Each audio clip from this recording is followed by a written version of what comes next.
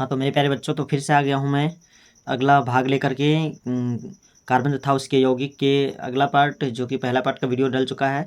आपको डिस्क्रिप्शन में इसका लिंक मिल जाएगा, या नहीं तो जाके चैनल के माध्यम से भी देख सकते हैं।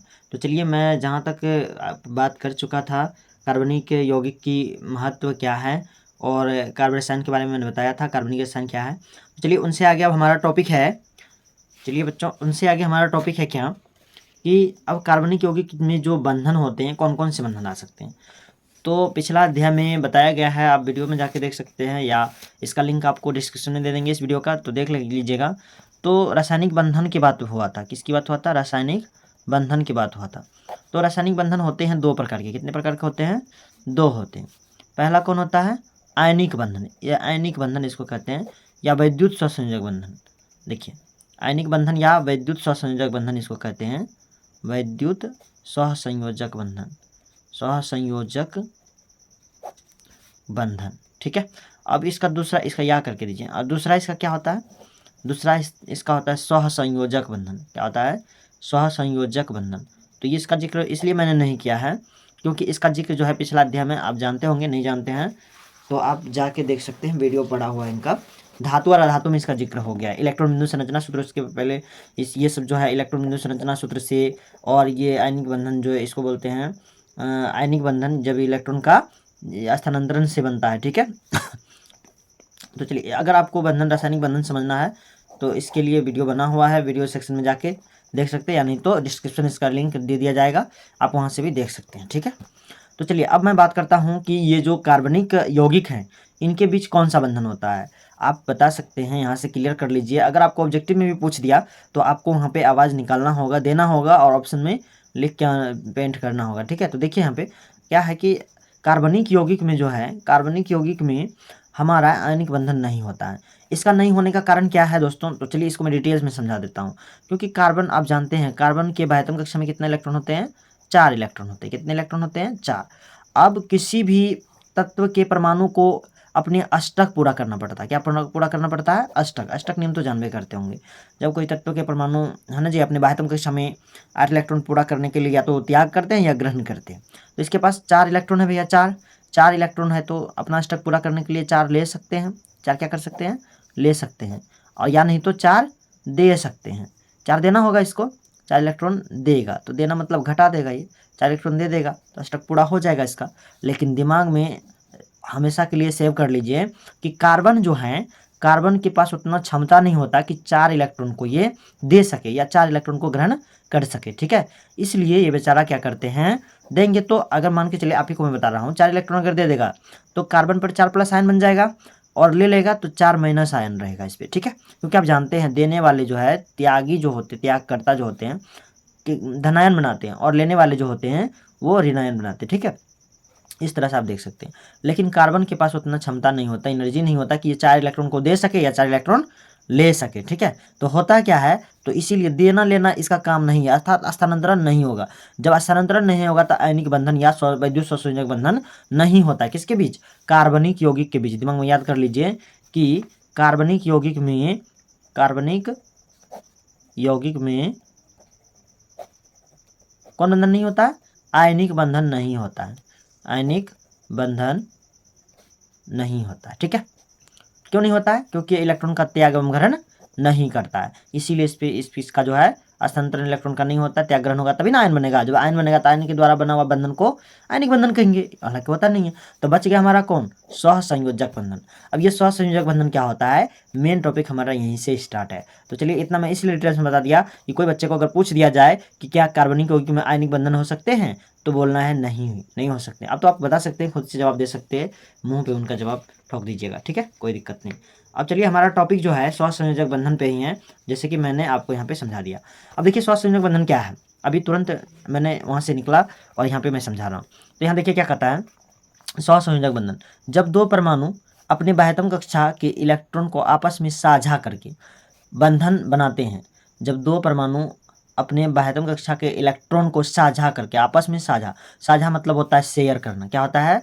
शेयर का नाम सुने होंगे हम लोग, जो शेयर करते हैं, तो शेयर करते हैं, शेयर करके जो बंधन बनाते हैं उसे ही सहसंयोजक बंधन कहते हैं। इस प्रकार के बने यौगिक स्वसंयोजक यौगिक कहलाते हैं। अर्थात जो यौगिक स्वसंयोजक बंधन से बनेंगे उसे स्वसंयोजक यौगिक कहेंगे। कोई दिक्कत? और स्वसंयोजक यौगिक कैसे बनेंगे? इलेक्ट्रॉन का साझा करके, है ना, अपने बाध्यता में इलेक्ट्रॉन का साझा करके बनेंगे, ना कि इलेक्ट्रॉन का त्याग करके बनेंगे। चलिए अब इतना समझ चुके हैं तो आगे चलते हैं। अब जैसे हम देखिए कि साझा कैसे होता है। साझा मतलब होता है एक वो देगा एक ये देगा, दोनों आपस में बीच में रहेगा। जैसे H2 की बात कर लें, हाइड्रोजन के आत्म कक्षा में एक इलेक्ट्रॉन, इस हाइड्रोजन के आत्म कक्षा में एक इलेक्ट्रॉन, ये इसको देके पूरा कर लिया दो, ये इसको देके पूरा कर लिया। देखिए बीच में बॉन्डिंग होता है, लेयर बन जाता है। ये जो है ना इतना भाग इसका, इतना भाग क्या हो गया इसका, इतना आधाई लिख के रखा हुआ आधाई, इसी को कहते हैं शेयर। शेयर मतलब क्या होता है? आधियारी जो बोलते हैं। या ऐसे देखिए ये एच बॉन्ड है, इसका अर्थ ये हो गया कि एक इलेक्ट्रॉन इसका, देखिए दो इलेक्ट्रॉन से एक बॉन्ड बनता है। जब दो परमाणुओं के बीच एक जोड़े इलेक्ट्रॉन का सज्जा होता है तो एकल बंधन बनता है। दो जोड़े इलेक्ट्रॉन का सज्जा होगा तो डबल बॉन्ड बनेगा, क्योंकि दो जोड़ा में 4 इलेक्ट्रॉन होते हैं। ये अगर 3 जोड़ा बनेंगे तो 6 इलेक्ट्रॉन, मतलब कि ट्रिपल बॉन्ड बनेंगे, 6 इलेक्ट्रॉन का होंगे। तो चलिए और इसको मैं आपको दिखाता हूँ। जैसे क्लोरीन Cl2 का है, तो क्लोरीन के आत्म कक्षा में कितने इलेक्ट्रॉन होते हैं? 7 इलेक्ट्रॉन। देखिए 1 2 3 4 5 6 1 7, इसमें भी 7 है, 7 दर्शा दिए। अब इसको कितना चाहिए? 1 चाहिए। अब बेचारा क्या करेगा? एक उनसे ले लिया, एक ये इनसे ले लिया, इनमें भी 7 था, इनसे भी साझा कर लिया, इनमें भी 7 था, इनसे भी साझा कर लिया। देखिए पूरा पूरी देता नहीं है, इसको कैप्चर कर लिया, इसको कैप्चर कर लिया, और इसके बीच जो बॉन्ड बन जाते हैं इसी को कहते हैं सहसंयोजक आबंध या सहसंयोजक बंधन। ठीक है, तो चलिए यहाँ देखिए क्लोरीन क्लोरीन के बीच एकल बंधन होता है। क्यों? क्योंकि एक जोड़ा इलेक्ट्रॉन का साझा हुआ, ये जो बीच गोल घेरा में जितना आ गया उतना इलेक्ट्रॉन का साझा हो रहा है। एक जोड़ा इलेक्ट्रॉन का जब साझा होता है तो एकल बंधन, तो देखिए सिंगल बॉन्ड बना है। ठीक है, इसी तरह सब ऑक्सीजन की बात करता हूँ तो ऑक्सीजन में चलिए, ऑक्सीजन में क्या है? ऑक्सीजन के आत्म कक्षा में आप जानते हैं कि 6 इलेक्ट्रॉन होते हैं। कितने होते हैं? 6। 2 2 4 2 6 होता है कि नहीं? इसमें भी 6। अब इसको कितना चाहिए आर पूरा करने के लिए? 2 चाहिए। ये जो है 2 इलेक्ट्रॉन यहाँ से साझा कर लेगा, इसमें घेरा लगा लिया, और इसको भी 2 चाहिए, ये भी इधर से बना लिया। अब देखिए यहाँ पे एक जोड़ा इसका हो गया, एक जोड़ा इसका, कितना हो गया? 2 जोड़ा इलेक्ट्रॉन का मतलब 4 इलेक्ट्रॉन का सज्जा हो रहा है। जब 4 इलेक्ट्रॉन का सज्जा होगा मतलब 2 जोड़ा इलेक्ट्रॉन का सज्जा होगा तो डबल बॉन्ड बनेगा। यहाँ देखिए द्विबंधन लिखा हुआ, इसको कहेंगे द्विआबंधन स्वसंयोजक यौगिक। ठीक है, स्वसंयोजक यौगिक होगा। अब देखिए जैसे N2 की बात करें, N2 में देखिए N2 में 5 इलेक्ट्रॉन, N में कितना इलेक्ट्रॉन? एगो नाइट्रोजन के आत्म कक्षा में 5 इलेक्ट्रॉन होते हैं, इसमें भी 5। अब 8 पूरा करने के लिए इसे कितना चाहिए? 3 चाहिए, 3 इधर से ले लेगा, फिर इसमें 5 है तो इसको 3 चाहिए, इधर से ले लेगा। अब हो गया यहाँ पे साझेदारी। जैसे साझेदारी हो जाता है, अब देखिए यहाँ पे कितना इलेक्ट्रॉन का साझेदारी हुआ? 3 3 6, मतलब 3 जोड़ा, 1 जोड़ा 2 जोड़ा 3 जोड़ा। तो जितना जोड़ा इलेक्ट्रॉन का साझेदारी होता है उतना बॉन्ड बन जाता है। यहाँ पे ट्रिपल बॉन्ड हो गया, मतलब त्रिआबंधन या त्रिबंधन हो गया। ठीक है, यही है, इसी प्रकार से बनते हैं सहसंयोजक बंधन और सहसंयोजक यौगिक, यही कहलाते हैं। अर्थात ये सब क्या है? सहसंयोजक यौगिक है, क्योंकि ये सब इलेक्ट्रॉन का साझा करके क्या किए हैं? बंधन बनाए हैं, यौगिक बनाए हैं। और जो सहसंयोजक बना के यौगिक बनाते हैं उसको सहसंयोजक यौगिक कहते हैं। यहाँ पे यौगिक भी है, जैसे कि जल की बात कर लूँ, जल मतलब H2O। देखिए यहाँ पे H 2 गो है, ऑक्सीजन 1 गो है, तो ऑक्सीजन 1 H2। अब इसमें साझा कैसे होगा? तो देखिए ऑक्सीजन कितना हो गया? 6 हो गया। अब इसको चाहिए 2, तो 2 एक तो हाइड्रोजन से ले लेगा इधर से, एक तो ये हाइड्रोजन से ले लेगा। तो देखिए ऑक्सीजन पूरे घेर बना लेता है ऐसे करके, इसको कहते हैं साझेदारी। इससे भी ले लिया, इससे भी ले लिया, वो भी इसमें है, इसका भी इसमें है इलेक्ट्रॉन। अब देखिए यहाँ पे अब कितना इलेक्ट्रॉन का साझेदारी हुआ? एक जोड़ा यहाँ पे हुआ, एक जोड़ा यहाँ पे। तो देखिए एक जोड़ा इलेक्ट्रॉन यहाँ पे हुआ, एक जोड़ा इलेक्ट्रॉन यहाँ, मतलब कि एक बॉन्ड में 2 इलेक्ट्रॉन होता है। तो 2 बॉन्ड में कितना इलेक्ट्रॉन होंगे? 4 इलेक्ट्रॉन। तो यही डबल बॉन्ड में 4 इलेक्ट्रॉन, सिंगल बॉन्ड में 2 इलेक्ट्रॉन होते हैं। ठीक है, तब यहाँ देखिए सिंगल बॉन्ड बन गया। अब इसी तरह से देखिए CO2 का, कार्बन 1 ऑक्सीजन 2, इधर का ऑक्सीजन, इधर भी ऑक्सीजन, कार्बन 1 था, बीच में रहने दिए। अब कार्बन के आत्म कक्षा में कितने इलेक्ट्रॉन होते हैं? 4 इलेक्ट्रॉन। ऑक्सीजन के आत्म कक्षा में कितने इलेक्ट्रॉन होते हैं? 6 इलेक्ट्रॉन होते हैं। कितने होते हैं? 6। तो अब देखिए 6, यहाँ पे एक तो छुटा हुआ था तो 6 दे दिए। अब देखिए ऑक्सीजन को कितना चाहिए? 2, तो कार्बन का जो है 4 वाला में से 2 ठो को ये शेयर कर लेगा। अब ये फिर कार्बन को दिखाते हैं, कार्बन का कितना था? 2 2 4 ही था ना। अब इसको 8 पूरा करना है तो क्या करेगा? 2 इस ऑक्सीजन से ले लिया, 2 इस ऑक्सीजन से ले लिया। ठीक है, तो कितना हो गया? अब 2 2 4 2 6 2 8, 8 हो गया ना। अब देखिए इस ऑक्सीजन पे ध्यान दीजिए, ये किन से लिया हुआ? कार्बन का ये 2 ठो इलेक्ट्रॉन को लिया हुआ, पहले से 6 था, इधर से ले लिया, 2 ठो को साझा कर लिया। अब इसके वो बीच जो बॉन्ड बनेगा देखिए वो डबल बॉन्ड। क्यों? क्योंकि यहाँ पे 4 इलेक्ट्रॉन का साझेदारी हो रहा है, मतलब 2 जोड़ा, फिर यहाँ भी 2 जोड़ा का हो रहा है, O double bond C double bond O। ठीक है, इस तरह से समझ में आ गया होगा सहसंयोजक बंधन किस प्रकार से होता है। अगर नहीं समझ आया तो फिर से रिपीट करके वीडियो को देख लीजिए, समझ में आ जाएगा। और इनसे पहले सहसंयोजक बंधन को समझने से पहले आपको सबसे पहले इलेक्ट्रॉन बिंदु संरचना सूत्र आना चाहिए, या संरचना सूत्र आना चाहिए, क्योंकि अगर ये आप नहीं जानेंगे तो फिर आप नहीं कर पाएंगे। ठीक है, तो इसीलिए इनसे पहले आपको सीखना होगा। मैंने फिजिकल क्लास में कोचिंग में भी बताया है, और अगर आपको नहीं सीखे हैं तो एक बार कमेंट में कर दीजिएगा कि नहीं जानते हैं, आपके लिए एक वीडियो ट्यूटोरियल बना के भेज दूंगा, ठीक है। अब देखिए आगे कौन सा टॉपिक है, आगे में क्या कहता है कि कार्बन के अपर रूप। अब देखिए अपर रूप मतलब होता है दूसरा रूप, कैसा रूप, दूसरा रूप, मतलब उसी के जैसा कार्बन का दूसरा कौन सा रूप है, ठीक है, उसी को अपर रूप कहते हैं। अब कहता है प्रकृति में कार्बन अनेक रूपों में पाया जाता है, जिसे कार्बन के अपर रूप कहते हैं। आप भी समझ गए, मतलब मनुष्य के अनेक रूप है, इसीलिए मनुष्य के अपर रूप हुए हम, आप मनुष्य के अपर रूप हैं, हम भी मनुष्य के अपर रूप है। और कार्बन के अपर रूप भी प्रकृति में बहुत सारे हैं, जैसे हीरा और ग्रेफाइट कार्बन की अपर रूपी अवस्था है। कैसी अवस्था है, अपर रूपी अवस्था है, जिसके भौतिक गुण आपस में भिन्न होते हैं, इसके भौतिक गुण आपस में भिन्न होते हैं। है तो अपर रूपी, ठीक है तो एक ही जैसे रूप का, लेकिन उसका भौतिक गुण क्या होंगे, भिन्न होंगे, इसमें कोई शक नहीं होगा जी। सबका अलग अलग गुण है, जैसे आप अभी आपका गुण मेरा गुण से अलग होगा, लेकिन है कौन, हम लोग मनुष्य हैं, मानव हैं, लेकिन सबका गुण क्या है, अलग अलग है। अब हीरा की बात करते हैं, इसमें थोड़ा सा हम लोग देखेंगे कि आखिर हीरा उसका अपर रूप है तो किस प्रकार से है। अब हीरा के बारे में नहीं देखे हैं तो पढ़ेंगे, जान जाएंगे। हीरा में कार्बन परमाणु त्रिविम संरचना के रूप में होता है। त्रिविम किसको कहते हैं, आप समझिए यहाँ पे, त्रिविम मतलब होता है त्रिविम, तीन ठो बीमा वाला होता है। कैसा बीमा वाला होता है, तीन ठो बीमा वाला होता है। एक एक्स होता है, एक वाई होता है, एक जेड होता है। ये एक्स हो गया, ये वाई हो गया और ये जेड हो गया, ये वाई और ये जेड हो गया, या ये एक्स, ये वाई और ये जेड होता है, ठीक है। तो त्रिविम इसी को कहते हैं, 1 dimensional, 2 dimensional and 3 dimensional. 3 dimensional को हम लोग 3D को कॉपी में नहीं दर्शा सकते हैं, लेकिन इसी 3 लाइन को समझ सकते हैं, ठीक है। 3D को समझने के लिए हम लोग को 3D एनिमेशन का, 3D वस्तु का उपयोग करना होगा, ठीक है। तो चलिए 3 डायमेंशन यही समझिएगा, जैसे हम लोग निर्देशांक ज्यामिति में 2 अक्ष पढ़ते हैं, एक्स और वाई अक्ष, लेकिन जेड अक्ष के बारे में नहीं जानते हैं। तो 3D मतलब होता है न जमीन पर रहेगा, न मतलब लेटे रहेगा, ना सोए रहेगा, जमीन से ऊपर 3D होता है। अगर आप बॉल को ऊपर में उड़ा देते हैं तो वो 3D में चल जाता है, ठीक है। तो इसका भी हीरा का जो कंस्ट्रक्शन होता है 3D में होता है। इस तरह से देखिएगा, हीरा सब जो रहता है इस तरह से, इसी टाइप का जो कंस्ट्रक्शन होता है, इसलिए हीरा ज़्यादा चमकीला होता है। इस टाइप का हीरा में देखिएगा कट मार्क रहता है, और वो देखने में बहुत खूबसूरत चमकेगा, ठीक है। और सबसे महंगा पदार्थ यही है, हीरा है। तो चलिए हीरा के बारे में जान लेते हैं और थोड़ा सा। तो क्या कहा, हीरा में कार्बन परमाणु का त्रिविम संरचना होता है, ठीक है, जिनके प्रत्येक कार्बन 4 अन्य कार्बन परमाणु से जुड़े होते हैं, ठीक है। जिनके प्रत्येक कार्बन परमाणु जो है 4 अन्य कार्बन परमाणु से जुड़े होते हैं, क्योंकि 4 चाहिए। अब कहता है स्वसंयोजक बंधन से जुड़ा होता है। कैसा बंधन से, स्वसंयोजक, क्योंकि जानते हैं कि कार्बनिक यौगिक में कौन सा बंधन लगता है, स्वसंयोजक बंधन लगता है, आयनिक बंधन नहीं लगता है। अब यह कहता है कि यह स्वसंयोजक बंधन हीरे की संरचना को काफ़ी मजबूती प्रदान करता है।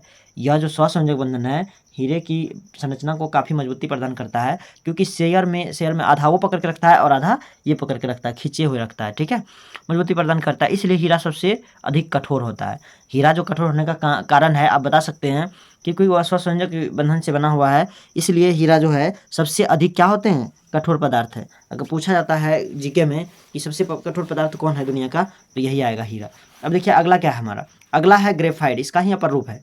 देखिए ग्रेफाइट में अब थोड़ा सा जान लेते हैं इसमें क्या नॉलेज है। कहता है कि ग्रेफाइट में प्रत्येक कार्बन परमाणु 3 अन्य कार्बन परमाणु से जुड़े होते हैं। हीरा में प्रत्येक कार्बन परमाणु जो है 4 कार्बन परमाणु से जुड़े रहते हैं दूसरे, लेकिन ग्रेफाइट में 3 ठो से जुड़ा रहता है, 1 ठो फ्री रह जाता है। आप समझ सकते हैं, अन्य तीनों कार्बन परमाणु से जुड़ा रहता है। यह भी सहसंयोजक बंधन द्वारा एक तल में होता है। यह षटकोणीय वलय बनाता है जो तल में व्यवस्थित रहता है। यह षटकोणीय वलय किसको कहते हैं, चलिए आपको मैं दिखाता हूँ फिगर से। षटकोणीय वलय देखिए, 1 2 भुजा, ठीक है। अब देखिए यहाँ पे कितना कोण बनेगा, 6 कोण बनेंगे। देखिए कितना हुआ, 3 हो गया, 3 इधर बन गए, इसको कहते हैं षटकोण। देखिए 1 2 3 4 5 और 6, ये षटकोणीय मतलब जिसको कहते हैं बेंजीन का आकार भी इसी टाइप का होता है। बेंजीन के बारे में पढ़ेंगे बाद में, उसका फॉर्मूला होता है C6H6, बेंजीन का आकार यही है फॉर्मूला, ठीक है। यही षटकोणीय रूप में रहता है। षटकोणीय रूप में होने के कारण एक तल में व्यवस्थित रहता है। कहता है कि इसमें कार्बन परमाणु के 3 इलेक्ट्रॉन जुड़ा रहता है, लेकिन 1 इलेक्ट्रॉन फ्री रहता है। देखिए इसमें कार्बन परमाणु के 3 इलेक्ट्रॉन जुड़ा रहता है, क्योंकि प्रत्येक परमाणु जो है 3 कार्बन परमाणु से दूसरे कार्बन परमाणु से जुड़े होते हैं, इसलिए 3 तो इंगेज हो गया, 3 इंगेज हो गया तो अब क्या हो जाएंगे, 1 तो फ्री रहेंगे। अब इसी का आगे देखते हैं, आगे क्या, अब इसी का आगे देखते हैं क्या होता है। लेकिन चौथा इलेक्ट्रॉन की फ्री रहते हैं, चौथा इलेक्ट्रॉन फ्री मतलब स्वतंत्र मुक्त रहते हैं, जो एक कार्बन परमाणु से दूसरे कार्बन परमाणु में गमन करते रहता है या दूसरे कार्बन परमाणु तक गमन करता है। इसीलिए ग्रेफाइट ऊष्मा और विद्युत के सुचालक होते हैं। नहीं समझे? कार्बन का जो है, यहाँ समझिए, कार्बन का जो है, इसमें ग्रेफाइट की बात कर रहा हूँ मैं। ग्रेफाइट में कार्बन में जो 4 इलेक्ट्रॉन होते हैं बहतों कक्षा में, 3 इलेक्ट्रॉन इसका अन्य 3 कार्बन से जुड़ा हुआ, ये देखिए इनसे जुड़ा हुआ, ठीक है। लेकिन एक इलेक्ट्रॉन जो है, एक कार्बन का एक जो है फ्री है। ये क्यों फ्री है? ताकि एक कार्बन परमाणु से दूसरे में जा सके। जैसे ये चल के यहाँ आ जाएगा, फिर ये चल के यहाँ आ जाएगा, ये चल के यहाँ आ जाएगा। तो इसलिए जो है ग्रेफाइट जो है विद्युत और ऊष्मा का सुचालक होता है। विद्युत और ऊष्मा का क्या होता है? सुचालक होता है। क्यों होता है? समझ में आ गया बात? क्योंकि इसमें जो है कार्बन परमाणु का संरचना जो है तीन कार्बन परमाणु से जुड़ा होता है। ग्रेफाइट का प्रत्येक कार्बन परमाणु अन्य 3 कार्बन परमाणु से जुड़ा रहता है, लेकिन एक कार्बन परमाणु इसका फ्री रहता है, एक इलेक्ट्रॉन, जिसके कारण वह इलेक्ट्रॉन जो है एक कार्बन परमाणु से दूसरे कार्बन परमाणु में जाने के लिए स्वतंत्र रहती है। इसीलिए वो एक स्थान से दूसरे स्थान जाती है तो अपने साथ अपने पदार्थ के गुण को भी लेके जाता है। मतलब उसमें अगर कैरेट दे देंगे तो उसको भी लेके चलेगा, क्योंकि इलेक्ट्रॉन फ्री है, चल रही है। इलेक्ट्रॉन फ्री है मतलब आवेश का प्रवाह होगा, ठीक है, और ऊष्मा का भी प्रवाह होता है। कोई दिक्कत? चलिए अगला नेक्स्ट पॉइंट देखते हैं।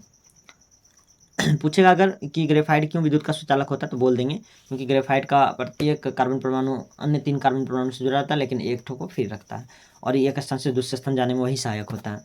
इसीलिए ग्रेफाइट विद्युत और ऊष्मा के सुचालक होते हैं। लेकिन हीरा ऊष्मा और विद्युत के सुचालक नहीं होते हैं, क्योंकि उसके प्रत्येक कार्बन परमाणु अन्य 4 कार्बन परमाणु से जुड़े रहते हैं। फ्री रहेगा तब ना घूमेगा, वो फ्री रहता ही नहीं है। इसीलिए ये जो है विद्युत के कुचालक होते हैं, हीरा। अब है फुल्लेरिन। फुल्लेरिन का फॉर्मूला होता है C60, देख सकते हैं, C60। अब कहता है कि यह कार्बन का एक अन्य शुद्धतम अपर रूप है जो बड़ी संख्या में कार्बन परमाणु से जुड़ी होती है। जो बड़ी संख्या में किससे जुड़ी होती है? कार्बन परमाणु से जुड़ी होती है। इसका रासायनिक सूत्र C60 होते हैं। फुल्लेरिन में 60 कार्बन परमाणु होता है। कितने होते हैं? 60 गो कार्बन परमाणु होते हैं। इसकी आकृति फुटबॉल की भांति होती है। फुटबॉल देखिए, फुटबॉल इस तरह का, देखिए आपको मैं बता रहा हूँ, फुटबॉल देखिए ऐसे फुटबॉल होता है ना। अब देखिए इस फुटबॉल में भी छोटा छोटा देखे होंगे, इस टाइप का रहता है, इस टाइप का रहता है। हाँ, अब अगर फुटबॉल यूज किए होंगे तो याद होगा आपको, या नहीं तो यूज नहीं किए तो देखे भी होंगे। फुटबॉल में इस टाइप का होता है। ये जो कंस्ट्रक्शन है इसका बहुत खूबसूरत कंस्ट्रक्शन होता है। हम तो अभी कलम से ऐसे बना रहे हैं समझने के लिए, तो इसी टाइप का इसका कंस्ट्रक्शन होता है। और ये 60 कार्बन परमाणु से मिलकर बना होता है, समझ रहे कि नहीं? 60 कार्बन परमाणु से, इसीलिए इसका आकार कैसा होता है? फुटबॉल की भांति। 60 को कार्बन को सजाया जाता है इसी रूप में।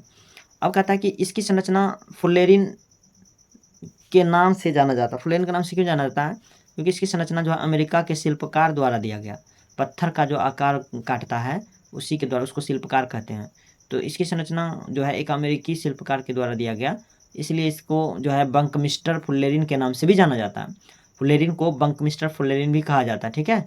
इसे बॉकी बॉल भी कहते हैं, क्योंकि फुटबॉल बॉकी बॉल के जैसा ही होता है, इसलिए। समझ में आई बात? तो फुल्लेरिन के बारे में याद रखिएगा इतना तो। अब मैं बात कर लेता हूँ कि कार्बनिक यौगिक में सहसंयोजक बंधन होता है या नहीं होता है। तो चलिए देखता हूँ और आपको भी दिखाता हूँ। तो चलिए कहता है कि आयनिक यौगिक, जिसे विद्युत सहसंयोजक यौगिक कहते हैं, इसका निर्माण एक परमाणु से दूसरे परमाणु में इलेक्ट्रॉन के स्थानांतरण द्वारा होता है। मैं भी पहले समझा दिया कि आयनिक यौगिक तभी बनेगा जब एक परमाणु दूसरे अपने इलेक्ट्रॉन को या तो त्याग करेगा या ग्रहण करके आयन बनाएगा। आयन से जो यौगिक बनेगा उसे ही कहते हैं आयनिक यौगिक या आयनिक बंधन, ठीक है। तो चलिए, तो एक स्थान से दूसरे स्थान में स्थानांतरण करेगा इलेक्ट्रॉन का। तब अब देखिए यहाँ समझिए, आयनिक यौगिक का द्रव्यमांक और क्वथनांक काफी उच्च होता है। इसके जलीय विलयन विद्युत के सुचालक होते हैं। किसके? आयनिक यौगिक के। क्योंकि भाई आयन मतलब क्या हो गया? प्लस और माइनस, जल में घुलेगा तो प्लस माइनस देगा, और प्लस माइनस तो ही चार्ज है ना, यही तो विद्युत का सुचालक कराता है। तो अब देखिए क्या कहता है यहाँ पे, इसके द्रव्यमांक, यहाँ देखिए, लेकिन कार्बनिक यौगिक सहसंयोजक बंधन से बने होते हैं। समझे कि नहीं? कौन यौगिक? कार्बनिक यौगिक। आयनिक यौगिक तो बने होते हैं आयन के, इसीलिए वो विद्युत के सुचालक होते हैं। लेकिन कार्बनिक यौगिक सहसंयोजक बंधन से बने होते हैं साझा करके, इसलिए इसके द्रव्यमांक और क्वथनांक निम्न होते हैं। ये साझा करके बनाते हैं सहसंयोजक यौगिक, ठीक है। इसीलिए इसका द्रव्यमांक और क्वथनांक जो होते हैं क्या होते हैं? निम्न होते हैं, क्योंकि इनके अणु के बीच कमजोर अंतराणु का आकर्षण बल होता है। कमजोर क्यों होता है? वंडरवाल एक उसको फोर्स कहते हैं। कमजोर क्यों होता है? क्योंकि ये जो है पूर्ण रूप से नहीं बनाता है, क्योंकि साझा करके जोड़ा में है ना, और जोड़ा में है तो इसको हम ऐसे करके जोड़ा में इसको खींच सकते हैं। अगर यही पूरा बंधन बन जाता तो कहते हैं जिसे जोड़ देना और पूरे फिक्स करना, इसी में डिफरेंट होता है। अब चलिए आगे, यह विद्युत एवं ऊष्मा के कुचालक होता है, क्योंकि यह जल में घुलकर आयन नहीं देते। कैसे देगा आयन? क्योंकि यह आयन से थोड़ा बना है। सहसंयोजक बंधन जल में घुलकर आयन नहीं देता है, क्योंकि यह साझा करके बनता है। अगर आयन में बदल के बनता तो ये भी जल में घुलकर आयन प्रदान करता है। याद रखिएगा, ये सब इंपॉर्टेंट बातें हैं, ठीक है। ये सब चीज़ सब बताएंगे नहीं, सिर्फ आपको लिखा देंगे, हो जाएगा। चलिए, अब कहता है कि कार्बनिक यौगिकों के सूत्र, कार्बनिक यौगिक के सूत्र कौन से हैं, कितने सूत्र होंगे, आखिर इसका सूत्र कैसे कैसे लिखा जाएगा। तो देखिए, कहते हैं इसके 3 सूत्र होते हैं। कौन से होते हैं? लुईस इलेक्ट्रॉन बिंदु संरचना, और दूसरा क्या है? संरचना सूत्र है, और तीसरा क्या है? त्रिविम सूत्र है। इसका जिक्र तो पिछले अध्याय में भी हो गया, अध्याय 3 में हुआ, देख लीजिएगा जाके वहाँ पे वीडियो में, ठीक है। लुईस इलेक्ट्रॉन बिंदु संरचना सूत्र कैसे लिखते हैं, उसके बाद संरचना सूत्र का जिक्र करेंगे, हालांकि यहाँ भी करने वाले हैं, और त्रिविमीय सूत्र का जिक्र करेंगे। और जो अब क्लास होने वाली है, नेक्स्ट वीडियो में, नेक्स्ट पार्ट में आएंगे। तब तक के लिए धन्यवाद। और आप लोग मेहनत जम के कीजिए, कोई भी पॉइंट अगर समझ में ना आता है तो आप हमें पूछ सकते हैं, और व्हाट्सएप नंबर 7033438742 पे कर सकते हैं व्हाट्सएप कॉन्टैक्ट, ठीक है। ये देखिए, इस पे आप कर सकते हैं कभी भी, कोई भी पॉइंट का पीडीएफ सॉल्यूशन चाहिए, पीडीएफ चाहिए, आपको पीडीएफ प्रोवाइड कर दिया जाएगा, ठीक है। थैंक यू, फिर मिलेंगे नेक्स्ट वीडियो में। जय हिंद, वंदे मातरम। तब तक के लिए बने रहिए कॉपी कलम के साथ और पढ़ते रहिए।